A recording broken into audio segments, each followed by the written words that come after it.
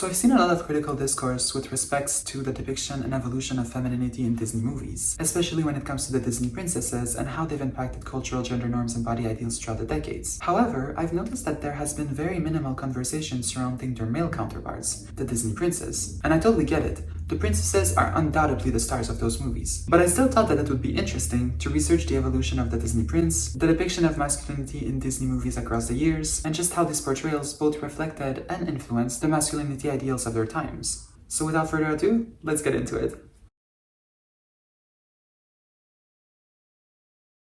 I don't think it comes to any surprise when I say that the early Disney princesses have often faced criticism for their passive roles. As a matter of fact, while they were the main characters of their stories, they typically lacked agency, frequently relying on the likes of fairy godmothers, animal companions, and dwarves to save them. The portrayals of the early Disney princes weren't that much better either. They were often forgettable, with very limited presence throughout the film, and they acted more as plot devices than fully fleshed out characters, with their primary purpose being to provide their princess with a happily ever after conclusion. This isn't too surprising though, considering that the early Disney movies weren't that heavily character driven, but rather relied on plot and iconography to deliver enchanting fairy tales that people wouldn't forget. Remarkably, in Snow White and Cinderella, the princes are given such minimal attention that they aren't even given proper names in their movies. The role of the prince in Snow White, for instance, arguably stands as one of Disney's most underwhelming male characters ever, appearing in a striking total of 2 scenes during the entire movie, and if it hadn't been for his final awakening kiss, he would have been completely inconsequential to the story. He functions as a mere plot mechanism, serving as a savior for Snow White and a procurer of her happily ever after, and a distant savior at that, whose worth lies not in his personality, intelligence, or accomplishments, but simply in his royal status. His character, completely devoid of any psychological or emotional depth, humor, nor charisma, and put quite simply, he's just really boring, which is really jarring, especially when contrasted to the other male figures in the film, notably the dwarves, who, even though are non-romantic figures, display far greater emotional depth and care for Snow White than the prince ever did. The dwarves protect Snow White, they have distinct personalities, and they continuously demonstrate vulnerability, kindness, and attachments towards her. They offer a glimpse into a broader spectrum of male behavior that the early Disney princes just simply didn't possess. And this is a really interesting juxtaposition because it illustrates how, during this era of Disney, qualities like empathy, connection, attachment, and care were overwhelmingly reserved for non-romantic, non-heroic figures, like the dwarves or even pet sidekicks. Meanwhile, the early princes were simply denied of these traits, left to be silent and absent, defined solely by their royal position and their ability to provide the princess with a castle and pretty dresses, rather than true love, friendship, and emotional connection. Which is kinda ironic because most of these early Disney princess movies famously feature songs about true love prominently. Cinderella has So This Is Love, Snow White has Love's First Kiss, and Sleeping Beauty has my personal favorite, Once Upon a Dream. These songs advocate for true love as beautiful, deep, emotional bonds. However, in the films themselves, in my personal opinion, the portrayals of the relationships between the princes and the princesses are a stark contradiction to these ideals. They send a clear message to the viewers that even Prince Charming won't provide you with a fairy tale love story, so when choosing a husband, don't expect that. Instead, they send a message to look for status and a title, and that it's sufficient to marry someone after having only met them twice, which might be a reflection of the societal ideals of the time. I think that during this period, maybe marriage was more so regarded as a necessary formality and as a mean of securing financial stability and social standing. Especially when we view it in the context of the 1930s, 40s, and 50s, this was still the reality for a majority of women. Marriage was an arrangement, a necessity. Women didn't have the financial, educational, and professional liberties that were awarded to men, and so the depiction of the early Disney princes as distant figures whose sole purpose was to provide saving and security to the princess kind of mirrors the reality of this epoch. For most women, the achievement of the happily ever after more so depended on finding a prince than on finding true love.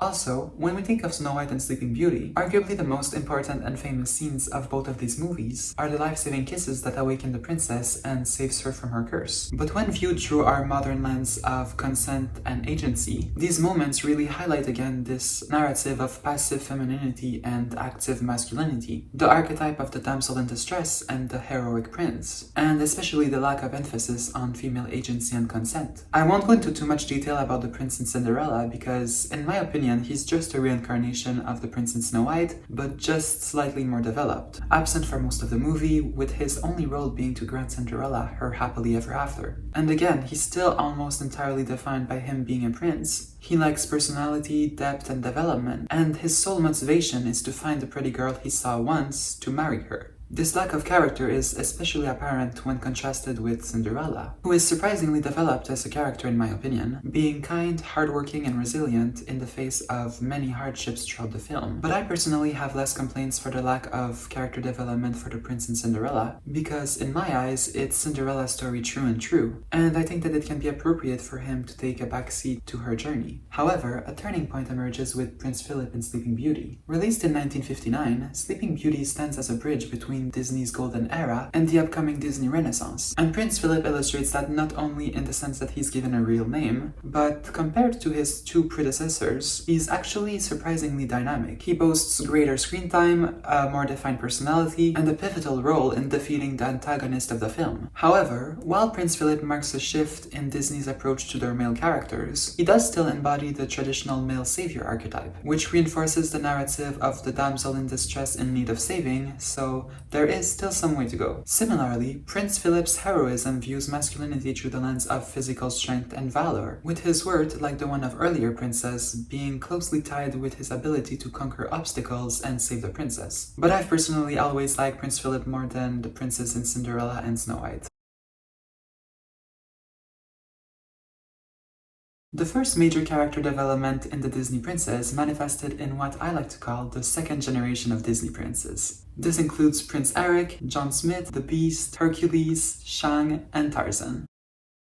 And I know that Hercules and Tarzan are not technically princes, but I wanted to include them anyways for the sake of the video, because when talking about masculinity within Disney movies, I think Tarzan and Hercules are figures to consider. Anyways, the period between 1989 and 1999 marked a period of critical and commercial success for Disney movies, and is often referred to as the Disney Renaissance. And with literally 3 decades separating The Little Mermaid with the last official Disney princess movie, which was in 1959, the characters in the second generation of Disney princes will understandably differ from the ones in the first generation, reflecting the norms of their respective epochs. For instance, during the second generation, we see a redefinition of the masculine heroic ideal, the crafting of more vulnerable, complicated heroes. Let's take Beauty and the Beast, for example, which kind of represents Disney's adaptation to the evolving masculine ideals in the broader cultural landscape. The 90s witnessed a shift towards a more sensitive portrayal of male heroes, contrasting with the muscular and hardened aggressivity of 1980s movie heroes. And Disney's response to this change kind of materialized through The Beast, by depicting a transformation from the tough, commanding, intimidating figure of the 80s to the empathetic, caring, and selfless man emblematic of the 1990s. I read a really interesting article on the evolution of masculinity in Disney movies, and the author proposed that, in a way, Beauty and the Beast illustrated that, and I quote, masculinity had been betrayed by its own cultural imagery. What men thought they were supposed to be, strong, protective, powerful, and commanding, had somehow backfired and became their own evil curse. Which, when you think about it, is really representative of Beauty and the Beast. And this trend towards the new men of the 90s can be observed in subsequent movies like Mulan, Hercules, and Tarzan, with all of these films in their own way exploring the notion of masculinity as a social construct, something that must be learned. In fact, there is a recurring theme in these movies where the male protagonist undergoes an education or a training sequence in order to become a man, something that scholars have referred to as the education motif. Let's take Tarzan, for instance.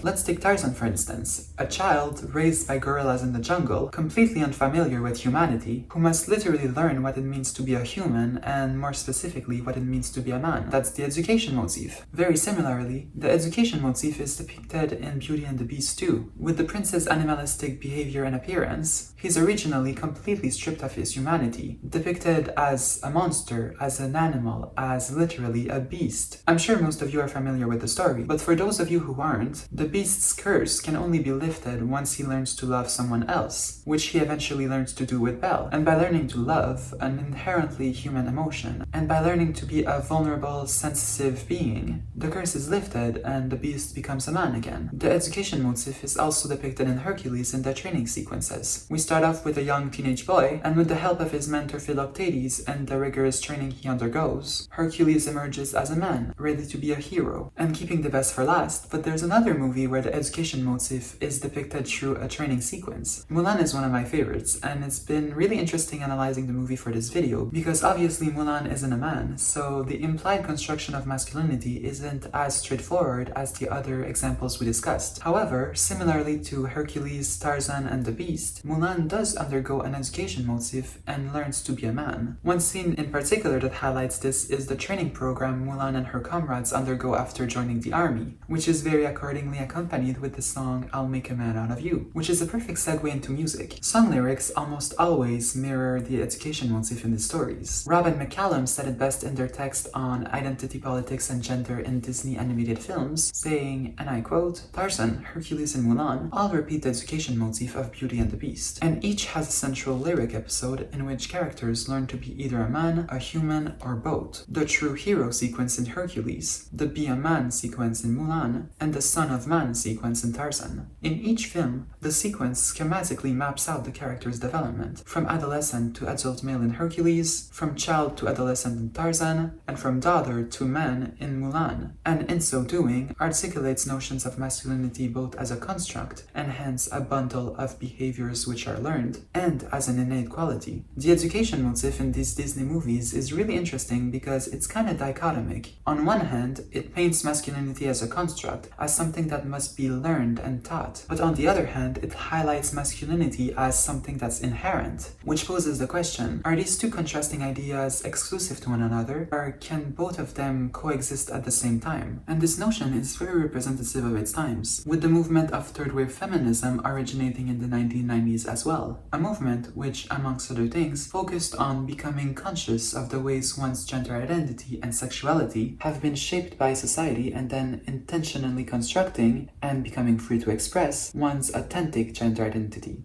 But I want to go back to Mulan, because Mulan offers a really fascinating exploration of masculinity and of gender roles as a whole. On one hand, we see Mulan in an environment where she is expected to be the ideal woman and the perfect daughter, to be calm, silent, and obedient. This is especially apparent during the matchmaker scenes, for instance, and we can see Mulan as this construct of the woman as being the dutiful wife and daughter, conforming herself to fit the rigidly narrow patriarchal ideals of femininity. However, the film also presents a stark juxtaposition when Mulan later disguises herself as a man and adopts the role of the heroic warrior as her own, where her strength, wit, leadership, and intelligence are allowed to break through, all traits that in this socio-historical context were not traditionally deemed appropriate for a woman to embody, but that Mulan gets celebrated for exhibiting. Mulan's story is really powerful in that sense and offers really compelling interrogations of the rigid definitions of what it means to be a hero, a man, and a woman. A particularly subversive moment in the film occurs during the siege of the palace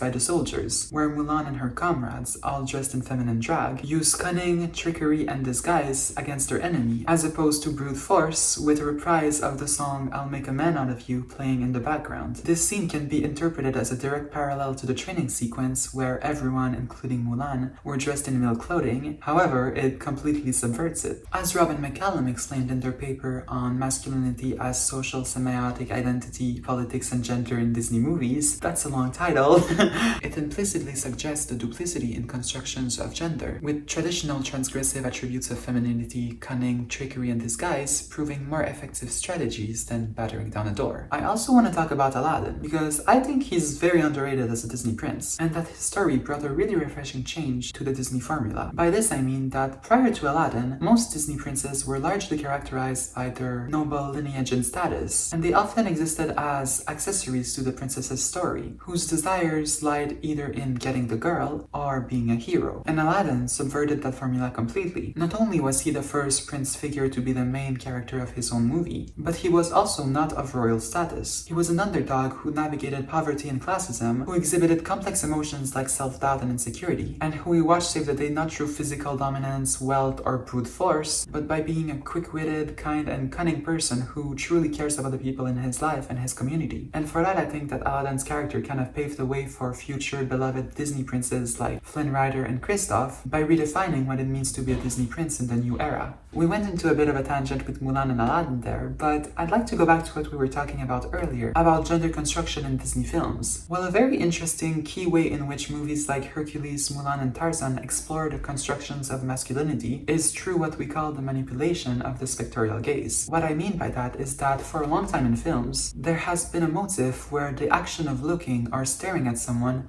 is used to assert dominance, with men usually being the bearer of the looks and women the recipients, aka the male gaze. This ingrained split between active men and passive women is kind of somewhat superficially subverted in films like Mulan, Tarzan, and Hercules, where these buff, half-naked men kind of become the recipients of the female gaze, with their bodies acting almost as a spectacle, causing a contradiction between the vulnerable passivity implicit in the state of being looked at and the dominance and control which patriarchal order expects its male subjects to exhibit. And while we're talking about male bodies in these princes, it's kind of ironic because in a lot of the Disney movies of the 1990s, we see a dichotomy of emphasizing a more sensitive masculine heroism, all the while illustrating the characters as these big muscular men. Some critics have theorized that it's kind of like Disney was responding to changing constructions of masculinity within popular culture, all the while ensuring that their male characters would remain digestible to audiences by adhering to the superficial body ideals of hegemonic masculinity. Disney also has this tendency to juxtapose their princes with both overly macho, aggressive men who were villainized on one hand, and more effeminate, queer-typed men who were ridiculed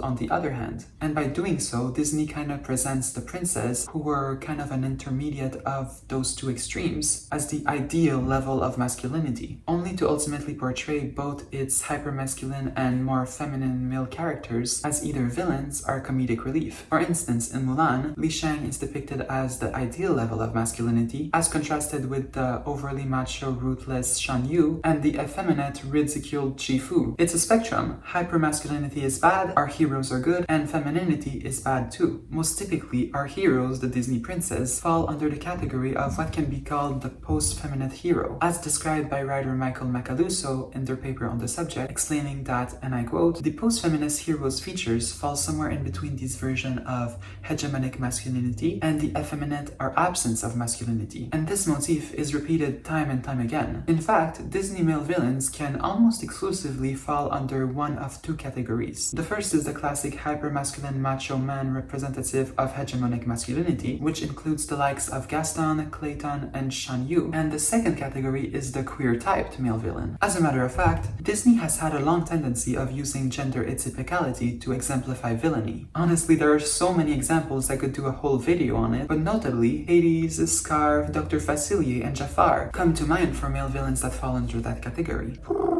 There is an undeniable stereotypical queerness to these villains that sends the message that straying from heteronormativity is evil. And this might seem trivial and inconsequential, but it's really not. Disney movies have the power to mold the views of entire generations of children, and by villainizing or ridiculizing the characters that stray from the conventional ideals of gender, Disney sends the message that queer people are either a joke or they are evil and they die. Sorry if this was a slight tangent, but I'm honestly thinking about maybe doing a video on how Disney uses queer coding on its villains. There's a lot to talk about on that subject, and it's really interesting to me. But anyways, to get back to what I was talking about before, let's take Tarzan and Clayton for example. On the surface, it's another case of Disney contrasting two versions of masculinity, one depicted as the sensitive, caring man, and the other as the hyper-masculine, aggressive bully. Very similar to the contrast depicted between the Beast and Gaston, for instance. But there's another layer in the Clayton/Tarzan dynamic, one in which Disney is comparing natural masculinity to civilized masculinity. And this division is revealed in relation to the gorilla community, which obviously represents the natural world.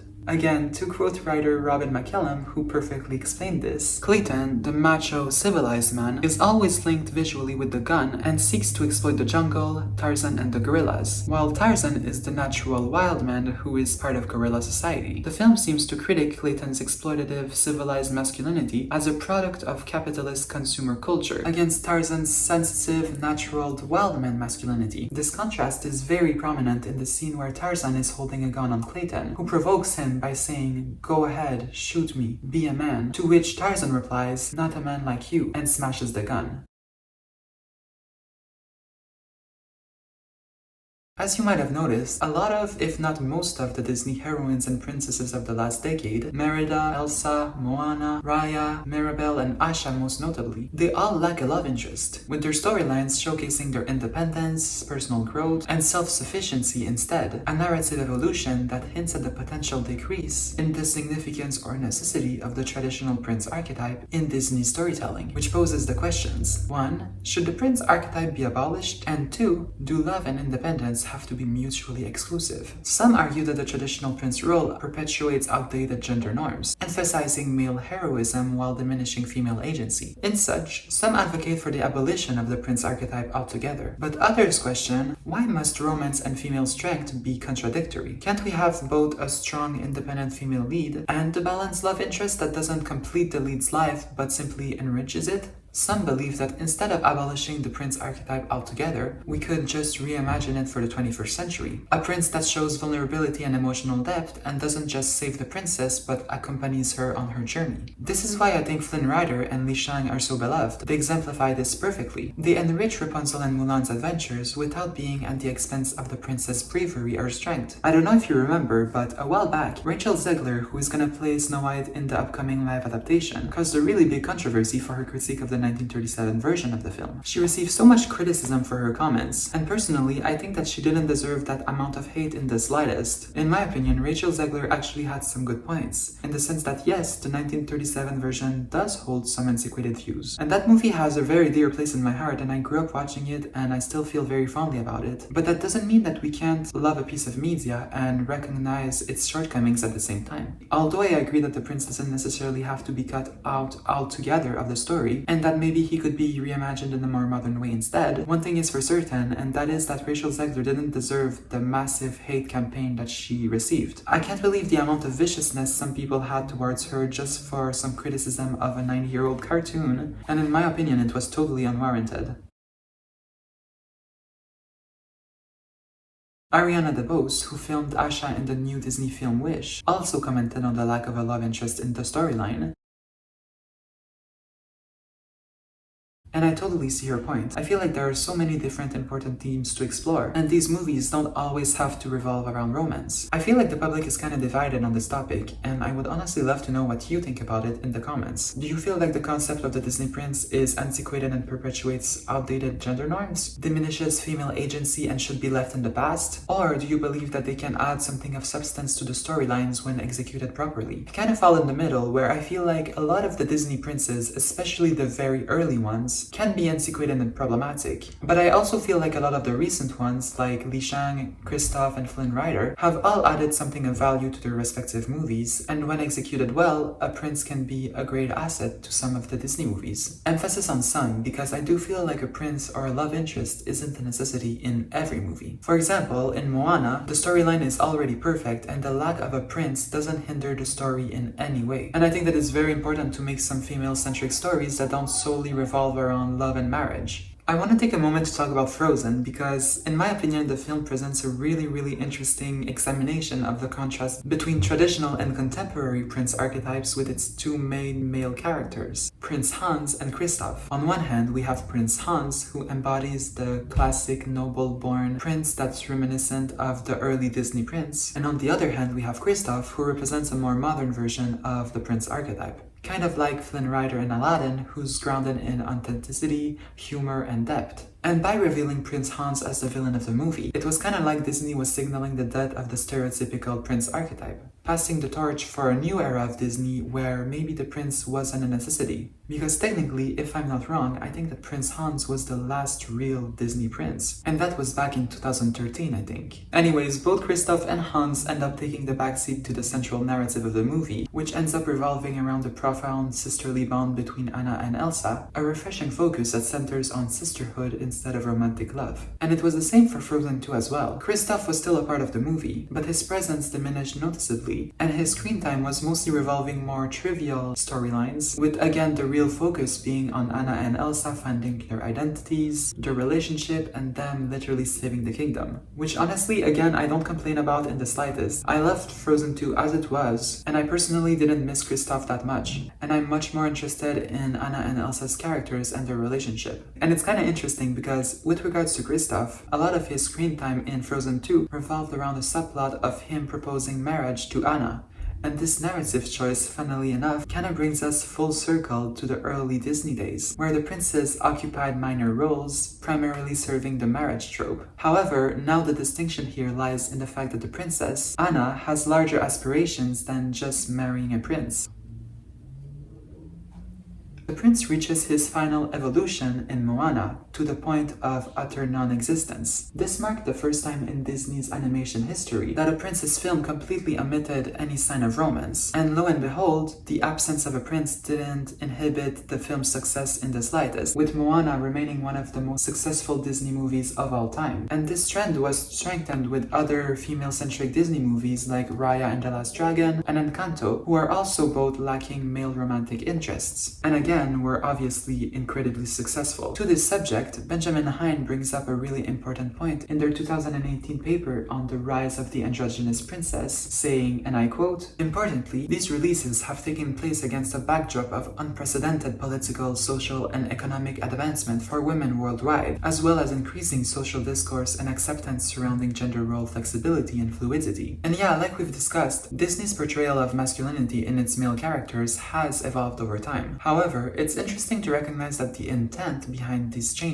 is still debatable today. Is Disney portraying more emotionally nuanced male characters in order to challenge gender norms or actively reinforce them? What I mean by that is that on one hand, the inclusion of more sensitive, emotional, and sometimes fearful traits in Disney princes, traits that have been traditionally associated with femininity, might be a step in the direction towards more inclusive and diverse portrayals of masculinity, broadening the definition and encouraging boys to embrace a wider range of emotions and behaviors beyond the conventional stoic and tough male image. Conversely though, some critics argue that the increased display of feminine traits in Disney princes might actually serve to mock and disencourage these characteristics in young boys. This might be confusing, but basically, often you'll see in Disney movies that whenever the male characters are emotional or fearful, a lot of the time it's used as comedy. And this can be problematic because it presents these traits negatively by associating them with comedic relief, an interpretation that discourages boys to adopt traits that are deemed more feminine.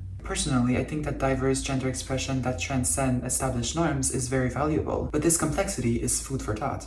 Also, while different Disney movies might showcase differing and new forms of masculinity, it's important to note that they don't inherently signify more positive societal attitudes. Progress isn't always linear, and newer doesn't inherently signify improvement. Rather, these differing portrayals more so reflect the prevailing patriarchal meta-narratives dominant of their times. As writer Andrew Ross perfectly put it, patriarchy is constantly reforming masculinity, and the reason why patriarchy remains so powerful is less due to its entrenched traditions than to its versatile capacity to shape change and morph to the contours of masculinity to fit with shifts in the social climate. Therefore, Disney, as a cultural powerhouse, both reflects and reinforces these malleable constructs of masculinity. And while these portrayals might differ from older stereotypes, they often still conform to the everlasting patriarchal ideals. And I know that you might be thinking that like, oh, it's not that deep, it's just a bunch of cartoons. And honestly, I agree that it's not of life-altering significance in the slightest, but I do think that it's still interesting to think about.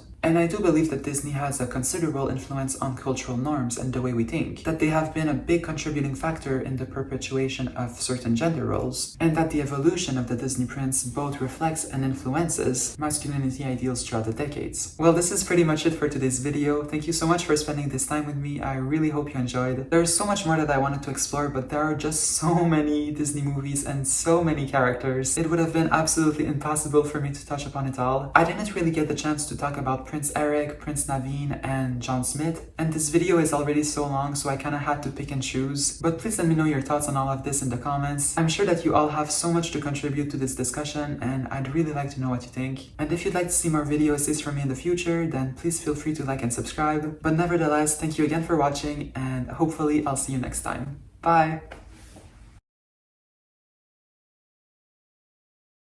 It implicitly suggests the duplicity in constructions of gender. It implicitly suggests the duplicity in constructions of gender.